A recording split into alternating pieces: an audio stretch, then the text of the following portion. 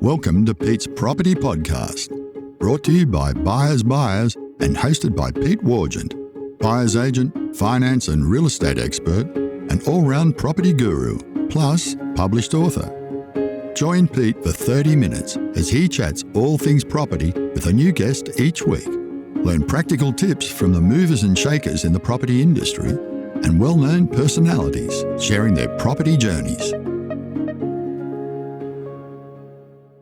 G'day, welcome to this week's episode of the Pete Wargent Property Pod. I'm thrilled this week to have very special guests. We've got Evan Lucas from InvestSMART and top-selling finance author of Mind Over Money. Evan, great to have you on. Thanks so much. Thank you very much for that lead-in, Pete. That's a very nice thing to say. It's been quite a week, I'll be honest with you, to sort of get up there. And I can't thank to those of you out there who've got it already and bought it. Thank you so much. It's beyond wildest dream stuff. It's a hot topic at the moment, your new book, Mind Over Money. So that's what we're going to largely talk about today. So I'll just run through a brief bio first for those who aren't familiar. So Evan's an experienced market strategist and, as you'll hear today, a very natural communicator and educator on finance, and he's loved financial markets ever since the early days, sitting with Grampy, mulling over his stocks and shares portfolios. So Evan is a regular commentator. You would have seen him around the Traps, ABC, The Project and SBS and all of the finance channels across the board. So you may well be familiar with some of Evan's content anyway. But today we're going to talk about his new book, Mind Over Money, which brings across some of the key lessons from Evan's time working in markets and investing and finance, and bring it down to a level that everybody can understand and identify with. First of all, just tell us a bit about your background and your career, just to give people a bit of a flavour of what you're all about. Yeah, so I'll go back even further, because I think the way to also come about with Mind Over Money and why my favourite passion is behavioural finance is because way back in the day, one of the passions I always had, one of my favourite subjects at school and at university was psychology and also physiology. And the more and more I went through my career, so I got an opportunity to go and work in Amsterdam at ABN AMRO at their head office. And for those of you that don't know, the Amsterdam Stock Exchange, so the AMS, is actually based inside ABN AMRO.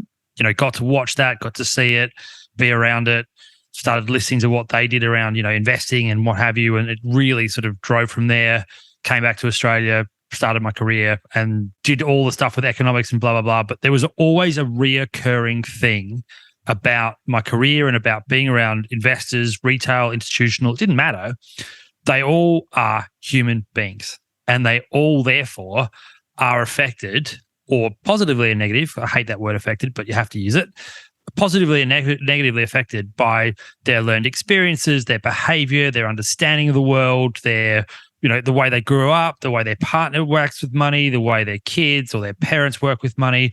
All of that behavior input drives what they do. Because again, like the argument I have, right? So if you look at high frequency trading and people go, oh, it's bad, blah, blah, blah, blah. But the argument back at them is like, okay, that's true. I understand that.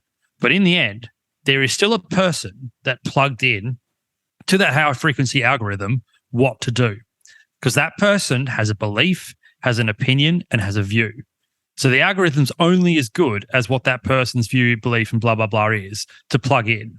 So that is why behavioral finance, in my view, is the most fascinating thing to understand, because once you understand your own personal view on money, view on investing, whether it's property, whether it's equities, whether it's bonds, whether it's just cash, whatever it is, will be a much, much better driver for your overall financial freedom. Because my argument, and we'll talk about this in a minute, my argument is this: there's only one thing money is for. Money is to gain you time. You can't buy time. Time can't be bought.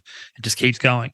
But it can give you time. And what I mean by that is that if your money is there when you want it, how you want it, when you need it, it supports you during the good and bad times. It allows you to do and have the financial freedom to do what you want when you want. So that's the way I always summarize that question, is going back to it, is that money gains you time. It gives you the ability to do what you want. And I think that helps from understanding your own behavior, because once you can boil that down, understanding what you want, everything will fall into place.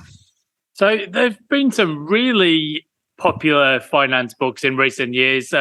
Scott Pape, The Barefoot Investor, springs to mind. Another one is The Psychology of Money by Morgan Housel. Really excellent books that make you think about money and finances in a different way. Now, you say the money is potential in your book, and what most people are looking for in life is some level of control or autonomy.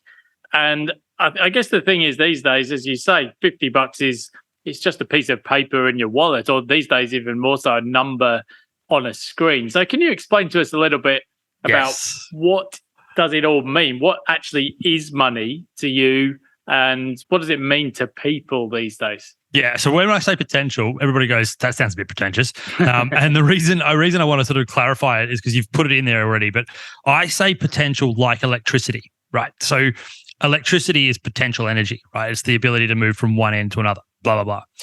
In my view, money is that potential, right? Because as you said, and I talk about this in the book as well, $50 is just a piece of paper plastic in your wallet. It's a $50 IOU. It's a $50 potential to become something, right, of value. So, and that could be anything. It could be an experience, like going out with your partner. It could be going to buy something that you find, is worth $50. It could be $50 worth of investment, whatever it is. It doesn't matter.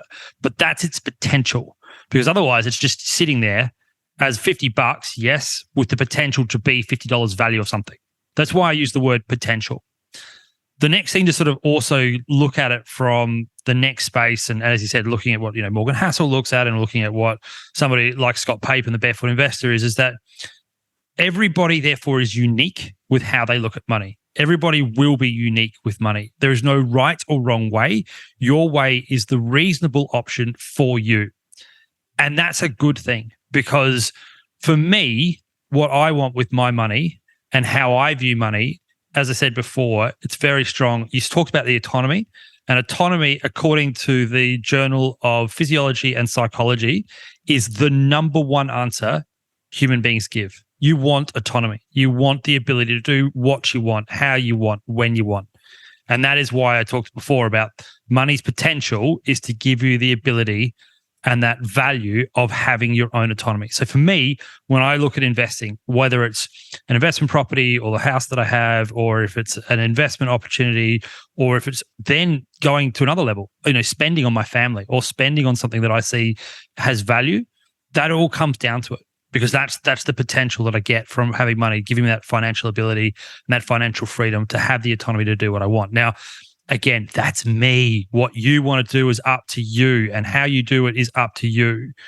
But it's also about understanding that there are things, and I know I make this all the time, I make irrational decisions, I make mistakes all the time.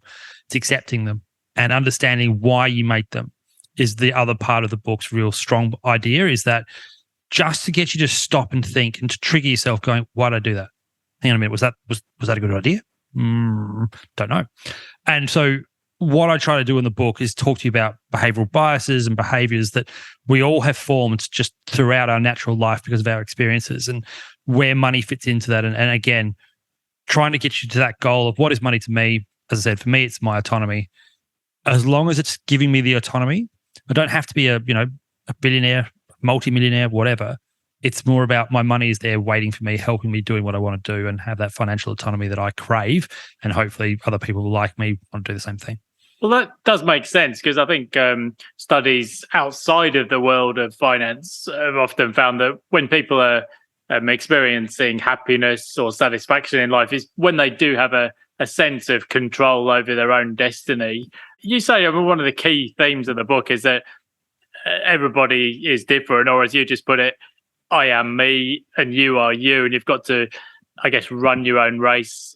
And I guess that avoid falling into that trap, the comparison trap of trying to keep up with what people are next door are doing, or the people in your peer group. Now, despite everybody being different, there's essentially 5 different money identities that you've sort of stepped through in the book: saver, spender, debtor, or investor, and then the sort of ignorer or ostrich, head in the sand personality type as it comes to money. I can empathize or identify a lot with each of those personalities. Is it possible to move from one personality type to another? Because I'm just thinking back through my personal journey. when I was at university, I didn't want to look at my bank statements because I knew the money was mainly going down. I was trying to top it up with part-time jobs. But then as you move into a professional career, well, you can see the balance going up and it becomes a bit more fun to actually look at bank statements. So most people will be able to identify their money personality of the 5 you picked out there. But can you move from one to another over time? Yeah, and you can also do it instantaneously. So what I try and point out there in the book also is that there is no one size fits all. You interlap over them, but you will probably have a more dominant personality that comes through. So let me give you an example. I would suggest that I'm probably a saver investor, right? Probably more leaning towards an investor now. And I'm like you, Pete, like back in the day, and I talk about this in the book, that I just didn't care about that. I just did not care. I was not a spender from the point of view that I would go into debt or use debt. But for me, money was something to be made, spent on adventure, full stop. Cycle return. So that was me back in the day. So I would argue that back in that time, I was a spender. The other way to look at it is, and what I mean by it's interchangeable, is that let's take a real world example right now that I can show you that, you can flip between them very quickly, but one will be more dominant. I know I'm an investor. That's how I will think. It's how I do and what have you. But if I was to take you out to dinner, I'd probably tell you and offer you straight away that I'm going to do it. I'm going to buy you dinner. Right. So that's a spending personality. Even though I know I shouldn't do that, my personality, my own personal beliefs, my way that I interact with people would be to offer that up, right? I would offer you straight away, Pete, let's go to dinner. Oh, by the way, I'm paying. That's a spender personality rather than an investor personality. So I can switch that quick. And again, the reason we do that is that we are human beings making constant choices all the time. And those choices are not necessarily what economics would define as rational, like pure rational decision making, where everything you do with money or in economics is based on full information given to you, maximizing your return. It just doesn't exist because humans don't think like that. We think reasonably. We are making micro choices constantly, and I love the idea of choice. Choice is a fascinating thing, and we could spend a whole podcast on that. Let's not do that. But it's more about looking at it from the point of view going, I know that I want to be out with Pete and I want to go out and have a great time with him. And for that, part of my personality and my behavior and my own personal thing is that I want Pete to have a great time as well. So I'm going to buy it for him. And there's nothing wrong with that. It's a reasonable decision. Now, it's not the best economic decision, clearly, but that's me. And that's how I argue it. I mean, it's an important point, actually, that as you go through life, your circumstances are going to change. And I think you do talk in the book, actually, about that period when you first become an adult, 18 to 25. And of course, all of your needs and experiences are going to revolve around you because you're taking control and taking care of yourself for the first time. Mm-hmm. And that makes perfect sense. And I think that's something that a lot of people would identify with. One of the concepts I really liked in the book is this idea of kind of like a box which goes into making up your money personality. So your family experiences up to the age of 7 or 8, then your personal experiences and the cultural norms and all of those things that sort of feed into what's developed our money personality. But I guess also to some degree, it must be the sort of the time at which you grow up, because what's been happening in the broader economy and financial markets, and we've had a really unusual couple of years. I guess all of that stuff must also feed into our personal experiences and therefore the money personality you develop. Yeah, absolutely. So you're dead right. So anybody under 45 right now, until what's happened in 2020 and to where we are now, had never really financially had hardship. Even the GFC was, for those people under 45, not a massive hit because they would have been at their absolute maximum about 25. So they may have lost their job, that older cohort of those under 45, but in the main, there wasn't really an impact that you've felt. But if you ask your parents about exactly that idea and that experience that you're talking about in the world, they're going to talk to you about what happened in the 80s and 90s. They're going to talk to you about those record level, interest rates, and you can hear them talk about it. I mean, it's literally, they love to sit there telling you about, I used to pay 18% on my home loan, blah, blah, blah.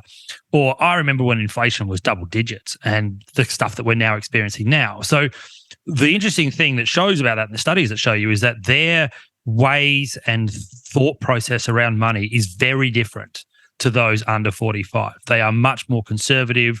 They are very, very cognizant of debt. They are very, very scared of it, I think is the way to even say it to you. They don't want to go in debt. They don't want to use it.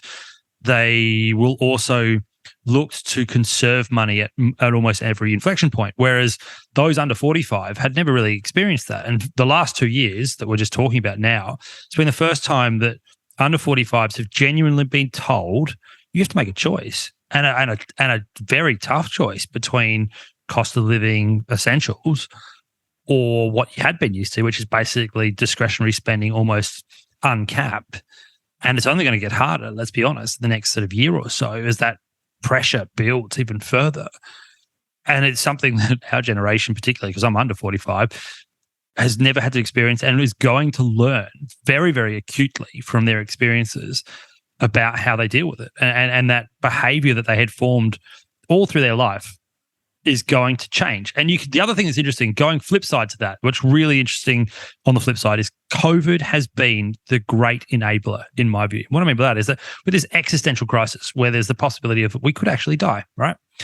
And for a decade, in fact, a decade and a bit, central banks around the world and governments around the world have been trying to get their particularly developed economies to spend, to invest, to build a business, to do whatever it is. They were basically chucking money at you, come hell or high water, and nothing would happen. We're sort of happy to plod along. We weren't really willing to do it. COVID hit, bang, we were. All of a sudden, we got FOMO. Let's call it what it is. And, a bit of YOLO. Let's use some sort of millennial Zoomer sort of language. And that hasn't stopped, which is also interesting. So that spending behavior we developed in 2020, just that living for now, is still happening despite the fact that interest rates have gone through the roof. And that will be interesting as well, is that that's a learned experience. We all of a sudden got a kick out of buying things for ourselves rather than going on overseas holidays and experiences or going out to restaurants, blah, blah, blah. We're spending on ourselves. And the last data from Westpac, for example, on their credit cards, is that they were still 12% above 2019 levels, despite interest rates now where they are. So that, again, that's that behavior change that we've experienced from having a change in our lifestyle and change in our overall area that we are. It's an important point, isn't it? Because we all know about this, the concept of the comparison trap, and you shouldn't try to keep up with the Joneses because you never really know, maybe they've inherited some money, different starting points. And yet, I just even looked through my own Instagram feed and, I've never posted a photo of me standing outside a cloudy Tullamarine airport stuck in a queue for 2 hours. It just doesn't happen. You're effectively posting a highlights reel, yes, which is deeply unrealistic. It's not how you live your own life, and it's not how other people live those. How do we avoid then the risks of lifestyle inflation in a world dominated by social media and Instagram and so on? Beautiful question and beautiful term, lifestyle inflation. I think that's a fantastic way of putting it. Because the other thing I would argue about social media, so there's all sorts of things that come into this from that question. The behavior, so this is what we call attention bias and availability bias. What annoys me about those two, they're real killers in that your attention is grabbed by that Instagram lifestyle. And social media as a whole has turned the human beings, this is my view anyway, has turned human beings into memes, right? So we don't even have the ability to have, this is a long conversation in New World, right? So this is an eternity. Memes now are basically making people caricatures. I think that's the way to argue it to you, right? We're caricatures. And because of that, your availability bias peaks going, I want that. And on the very, very, very tiny piece of information, that 1.5 minutes you might get from a reel, you're making a decision that I want to be like the Joneses. Now, there was a beautiful study by the Fed Reserve of Philadelphia that found the most likely people to become bankrupt are the neighbors of lotto winners in the States. And that is because they just, as you said before, they don't understand that there's been a windfall to these people and they can therefore spend. It also therefore means that if you look at it from that point of view, that trying to keep up with this new world idea, it leads you to go away from the overall goal of what you probably wanted to do. Now, that could be anything. Now, it may be the spending was part of it, but you still need to fund that. And if you are getting caught up, as you said, in lifestyle inflation, it is the fastest way to A, impact your behavior, B, impact your lifestyle, and C, impact your long-term future Because that's in the end what we're talking about here. We're talking about your long-term future. Your ability to live the way you want to live all comes down to how you manage your money. Because again, getting back to that question before about, over and under 45s, if you and I are very stereotypical average Australians, and what I would argue is that if you're 40 in this country, you have to live your life and some again to reach the average lifespan of a male. So the average lifespan of a male in Australia is 84. If you're a woman, you got even longer. You get to 89. In fact, the last data just pushed that 80. It's now 89.6 years is the average lifespan of women. So those kinds of behaviors that you're talking about, that short-termism, that keeping up with the Joneses effect, which is a real psychological thing, the impact on your long-term future is also part of it. So it's about being fully aware of why is that attracting my attention? Why is my availability biased? So you're only able to, your ability to view things as this big, and you can't see that on a podcast, but it's very, very small. All of that impacts what you do because it's a bias that is designed to help you shortcut your choices, shortcut your behaviors to make sure you fit in. And it is one of the hardest things to try and conquer is to get over them. And it's, again, can you feel yourself, trigger yourself to understand that you're doing it, and can you improve yourself from it? Do you want to save on buyer's agent fees? You could save thousands with Buyer's Buyers. As Australia's most extensive network of buyer's agents, we can lock in highly competitive prices. Plus, our national network of buyer's agents are some of the best in the business. So get the Buyer's Buyers advantage and talk to us today. Call 1-800-975-051 or visit buyersbuyers.com.au. Let's talk a little bit about money and relationships, because I think ABS figures and census figures now show that statistically most of us will have at least one de facto relationship and most likely more than one. Now, I suppose in an ideal world, you and your spouse or partner would have the same money personality type, same goals, same outlook on life. But what happens if you've got a different view or money personality from your partner or spouse? And from a practical standpoint, should you have a joint account, or should you have a joint account and separate accounts for your own spending? And how do you even manage that transition from the 18 to 25 when you're mainly thinking about me to then thinking about money as a goal couple? A goal for a couple, yeah. I assume you're going to say communication is key, but how do you even go about managing that process? Communication is definitely key. So let's go through all of that with the studies. So it's not just my opinion, it's actually the data that shows you that. So if you look at the data, the communication, as you said, is part of it. So those that actually view their relationship, whatever that might be, as great or incredibly good, say that their highest thing, it's about 87%, say communication is the highest part of what they do.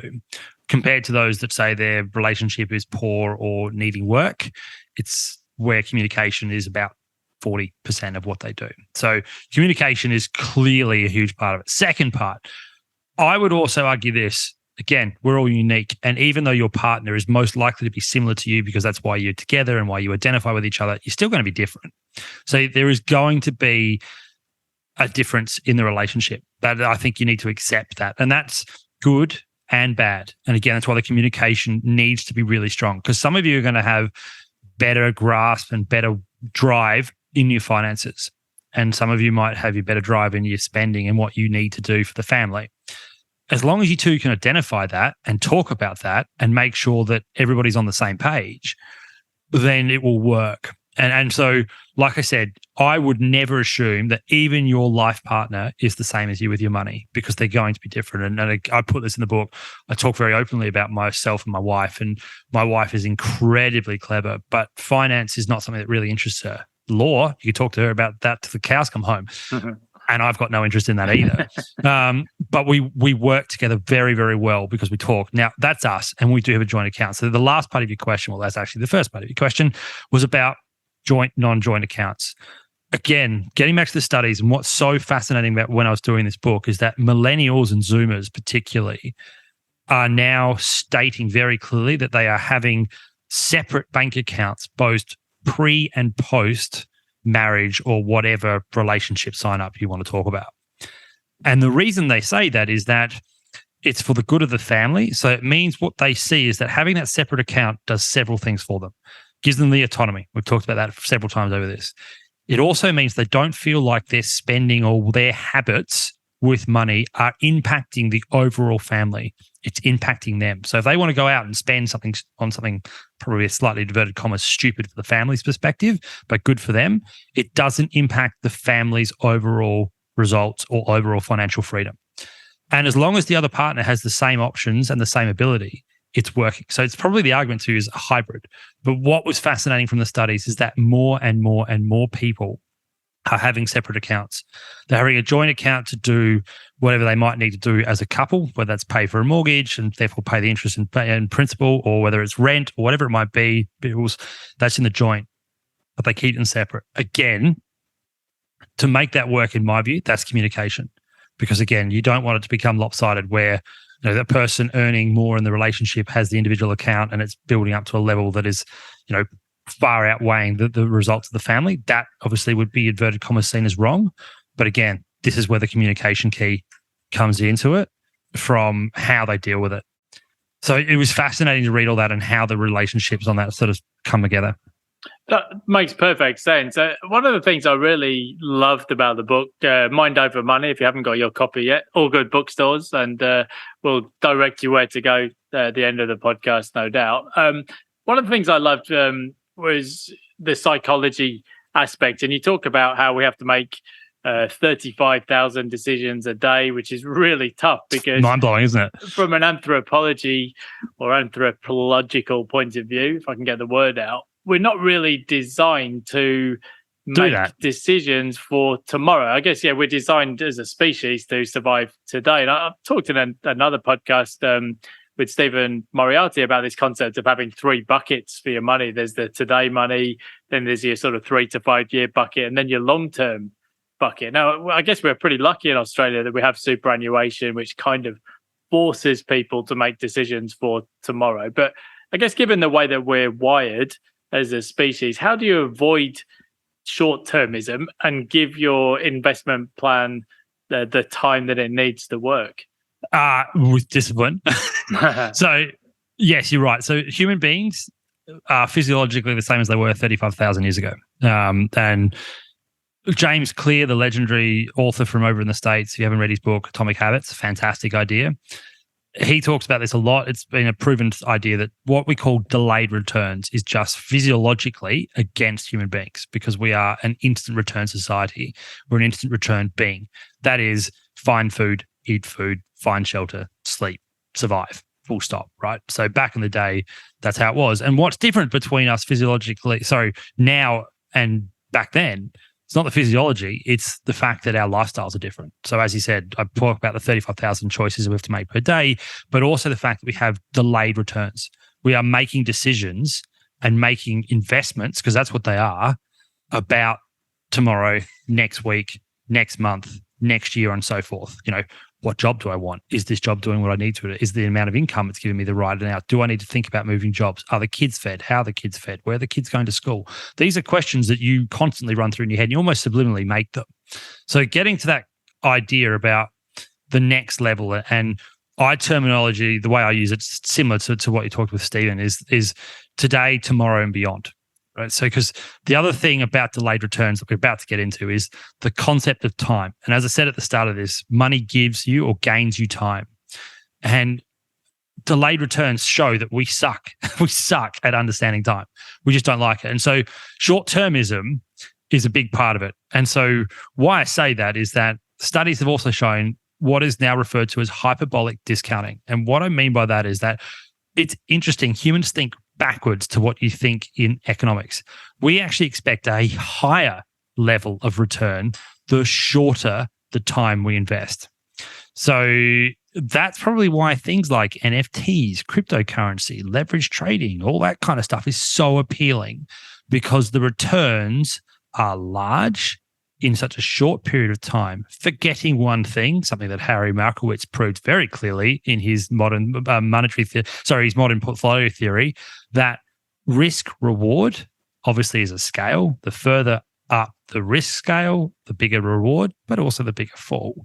So again, that hyperbolic discounting idea is that we want 20% in a year rather than actually thinking that the longer term, we believe that, probably 5 to 9% is more likely over the longer term.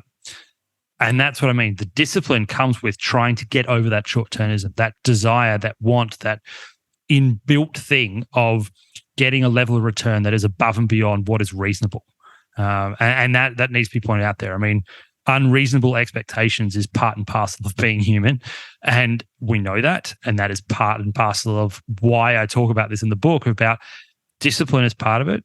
It's also about habits, right? So if you can think about forming new habits, longer term habits, delayed returns can be actually achieved. Your ability to think about time in a better way. So you invest for tomorrow, you invest for beyond. As you said, superannuation is a beautiful thing. I would argue that's actually your beyond money because it's over 10 years. If you're under 50, in fact, 55, you still got 10 years. And not unfortunately, I'd even argue if you're 57, you're probably talking 10 years because the new rules are changing on superannuation about the age that you can access it. So it's about thinking and spreading your money out over time and therefore allowing you to get over the delayed returns problem of what do I do tomorrow? How do I make this decision? If it's spread out over time, that rainy day that could be tomorrow, could be next year, could be 3, 4, 5 years from now is always there waiting for you. Your beyond money is waiting for you. In today money, you can live. And that filters that whole problem out. So it is discipline, and it's trying to get away from short-termism to try and think of time as a continuum. This is very timely because on the morning of recording, there was a crypto or Web3 project that was promising 43% per annum returns and surprise, surprise, proved to be a Ponzi scheme and collapsed, delivering zero returns to investors. So you talk a lot about the risk-return trade-off and having that long-term view, reasonable expectations, and how to be reasonable as an investor to take control of your financial future. You also talk a little bit about broad framing the approach, and you use the concept of the elephant paradigm. So you're saying the whole picture, and you're focusing on your goals, not the goals of the Joneses. Tell us a bit about the elephant paradigm and how that fits in. Yeah, so I'll be honest with you, I coined this just because I thought, it was something that my daughter and I used to talk about a lot. So, the old kid adage of how do you eat an elephant? One bite at a time. And it was sort of, okay, think about that in reverse, right? Can you actually look at your overall wealth as the whole elephant? I mean, realistically, what I'm saying to you is that give yourself your own balance sheet, right? Just literally go, okay, I've got cash in the bank. I've got a credit card. I've got a house and a mortgage. I've got an investment portfolio, no leverage on that. Cool. I've got a car, got a few other bits and pieces. When you actually look at those together rather than separately, as I just named them as they are, all of a sudden your overall wealth can look much, much stronger than you realize.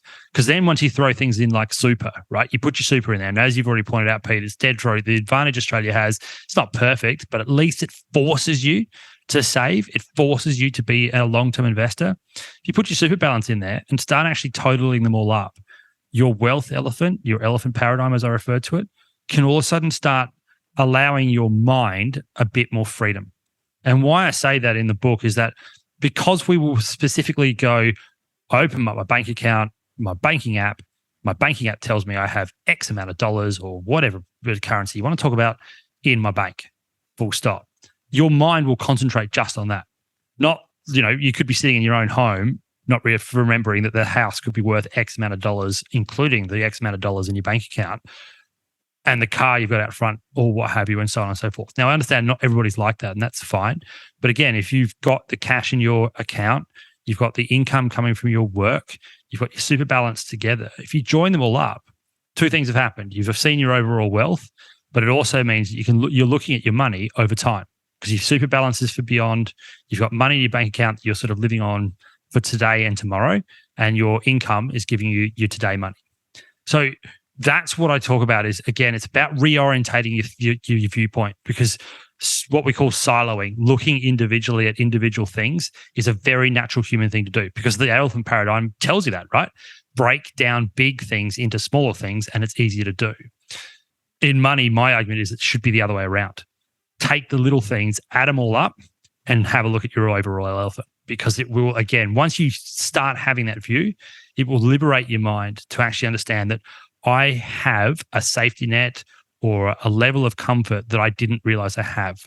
And again, I understand people will come at me for saying that, but what I'm trying to say is that if you can have that level of mental freedom around your money, take the anxiety away, take the stress away, take the fear away, you'll make better decisions, because anxiety is one of the biggest proven things in money, particularly, to create inaction. Inaction's as bad as making a decision, because it will let financial opportunity pass you by. It'll also mean that you allow a bad decision to fester. All those kinds of things come from anxiety. So the idea of the elephant paradigm is to go, okay, that bad decision doesn't impact a massive amount of my overall wealth. It doesn't impact my elephant. And if I can see and think that way, you will think clearer, and thinking clearer leads to better decision making.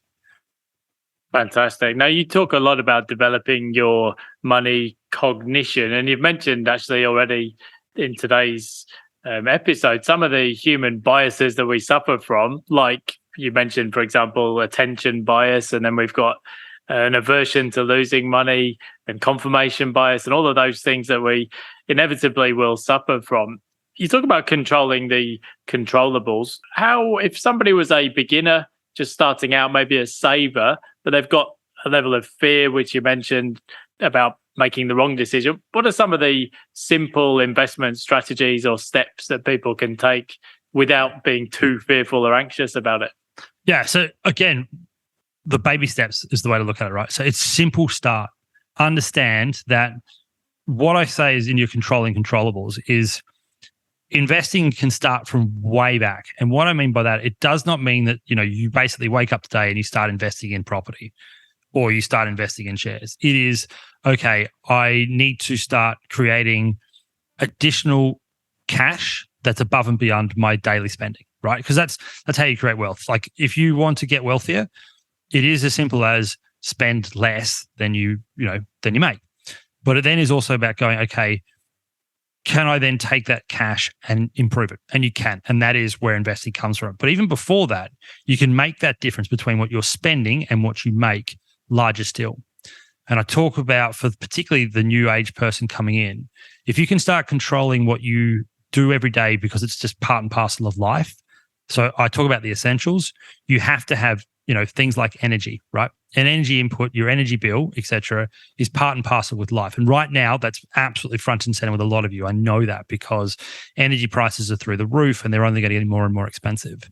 But what you've also forget is that inertia, Newton's third law, applies to everything. And what I mean by that is your gas company, your electricity company are going to continuously raise your rate because you're just an existing client. No provider, unfortunately, is your friend. They give you a tool to do what you need to do, but they're no friend. So always look to try and save on them, which means doing a bit of personal shopping, going around and finding a better rate. It's the same with your home loan. Your home loan is, as I argue, it's a very useful tool, very, very useful thing, a home loan, because it's giving you access to an asset that you would never, ever have the amount of money to have off the bat. For most people, in fact, I'd argue 99% of people will never be able to. So it's a very useful thing. The catch with it is that it's what I refer to as reverse compound interest. Compound interest is a beautiful thing. It works very much for you, but a debt instrument works in the opposite way. So the faster you can pay it down, the better, which therefore means go and negotiate a better rate. Go and ask your bank for a better rate. If they don't want to give it to you, walk. The beauty of all of the new changes in Australia and across the globe around how banking works now is that you as the consumer have such more power. And Pete, you know this very, very well. You talk about this on your podcast all the time, is that go and do your homework, go and walk. Because all of a sudden, if you take all those things, then you do your, health insurance, blah, blah, blah, that spending over your earnings can get larger still. So that's your controllables. Then you can go, okay, I've got control of my money. Then you can take the next step. Then it is talking to Pete about, I want to talk to you about investment property. What do I need to do? And then you can start growing your investment knowledge from there, getting better at what you do, talking to someone like me and going, okay, Evan, let's look at my long-term investment strategy. How do I do that? You've grown your knowledge. You've improved your behavior. You've got new habits on saving, and the amount of money in your pocket is bigger before you've even started. And that, I think, is the way to argue that. Fabulous. Now, Evan, we could talk all day, no doubt, about the psychology of money, but we better not fall into that particular trap. So this week we've had the very exciting news that Mind Over Money is the top-selling book in Australia in finance, business, and economics. So if people want to grab their copy or get their hands on a copy for somebody else for Christmas, where should they go to if they want to find out more about Mind Over Money? So online, you can go to Booktopia, Amazon, etc., and they will be able to ship it out to you pretty quickly. Any good sort of bookstore, so Dymocks, Readings, you can buy it at Newslink, etc., HMS. It's been an amazing process to sort of suddenly see your book out there and about. And I'm really, really amazed by the response to it because, again, it's sort of something that you do and then you sort of go, is it actually going to be liked? And yeah, all those places you can pick it up. Again, to those of you that do, thank you so much. I really hope you enjoyed it. It's a real buzz to think that people want to listen to it. So, Pete, thank you for having me for this, and for those of you that go and get it, thank you as well. Pleasure, and it would be remiss of me in today's Instagram generation and world to also not mention that Evan's very active on the Instagram and also on Twitter. So there's plenty of ways you can connect online if you want to find out some more about what Evan does and InvestSMART as well. Evan, thanks so much for coming on and look forward to chatting again in due course. Thanks for having me, Pete. Pleasure. Cheers. Thanks for listening to Pete's Property Podcast, powered by Buyers Buyers. Don't forget to subscribe and join us next time as Pete chats all things property with a new guest. And just a reminder that the information provided in this podcast is general advice only and doesn't take into account your personal financial situation or needs. You should always consult a licensed professional to discuss your individual personal circumstances.